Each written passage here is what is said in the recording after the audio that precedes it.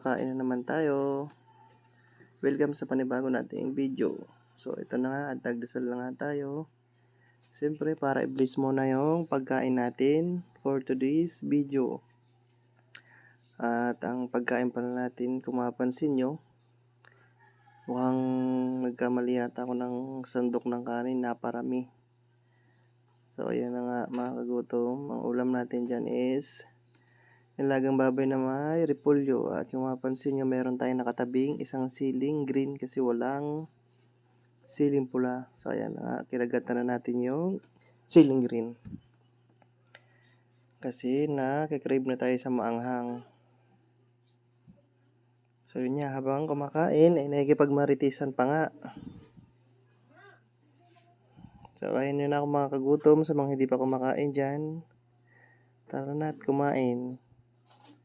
Kung ano man ang mga ulam nyo, paki-comment down below na lang para magkaalaman kung ano ang mga ulam ng bawat isa.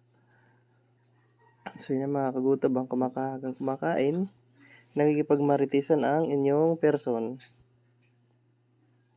So kung mapansin nyo mga kagutom, yun, kukuha tayo ng gulay. So ayan na yung repolyo natin na hinalo sa nilagang baboy. At syempre kakagat tayo ulit ng siling green o siling haba, yung pangsigang. Kasi nakikrib na nga tayo sa maanghang. At nga pala, pasintabi po sa mga kapatid natin dyan na hindi kumakain ng karning baboy. Yun po, first bite ng laman, one perfect bite ng isang karne ng baboy. So yun nga, mga kagutom, kung mapansin nyo yung kanin natin parang hindi nababawasan. Naparami nga yata, kalahating kaldero yata itong bahaw na natira. Kaya ako na lang yung umubos. Sayang din kasi hindi ko na isipang isangag nung umaga.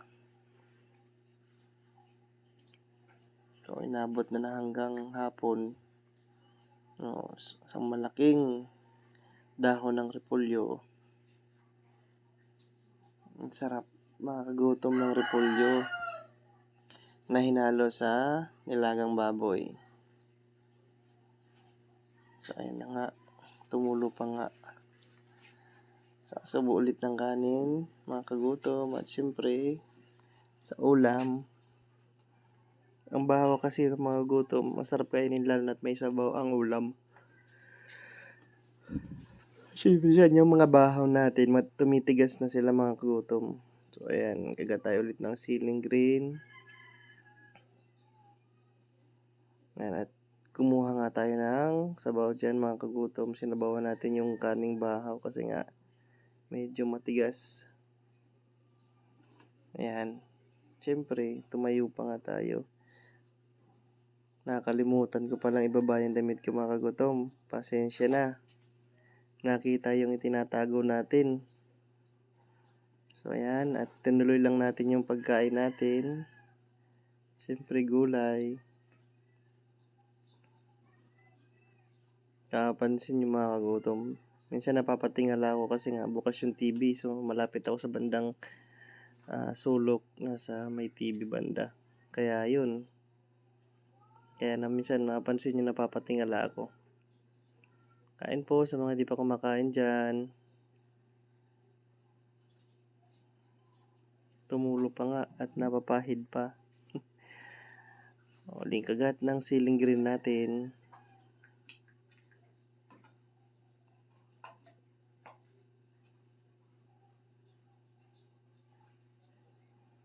At sa mga hindi pa kumakain dyan, tara na.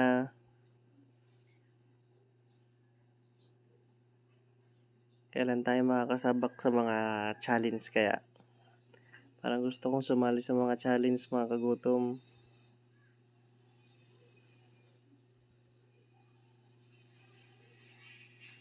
Yung challenge na isang kalderong kanin agad. Para malaman, magkaalaman na.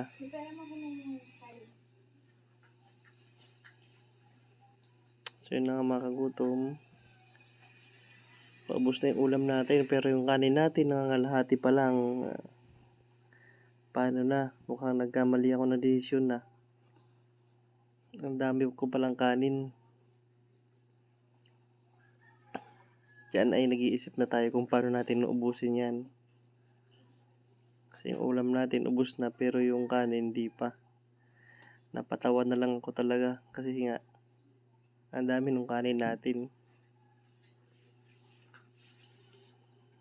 Pero syempre, pipilitin natin maubos yan kasi nga nasa bawan na yan. So, hindi na pwedeng bukas yan or mamaya kasi nga mapapanis na yan. So, sayang naman yung kanin. So, ayun. Huling subo natin sa gulay natin na ulam. So, ayun nga, mapansin nyo nakapailing na ako dyan. Ang dami ng kanin natin. Nangangalahati pa lang. Mukhang napasubo nga talaga tayo dito, mga kagutom. Kaya sa mga di pa kumakain dyan, sabayan nyo na ako at nang maubos na yung kanin natin. So, ayan na nga yung huling part ng kanin natin. Dudurugin natin yan. Siyempre, lalagyan natin ng sabaw. So, ayan na. Sumandok tayo ulit dyan ng sabaw at konting gulay. Kasi nga, medyo matigas yung bahaw na kanin natin. Kailangan lagyan ng sabaw para at least lumambot.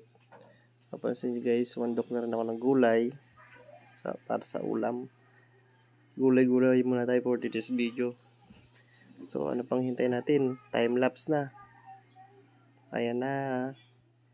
Kasi nahirapan na tayong maubos at mapapahaba yung video natin. Kaya ang ginawa natin is time-lapse na.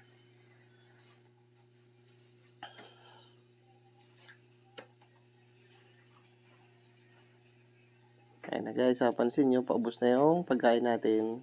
Hanggang dito na lang. Maraming salamat. Thanks for watching.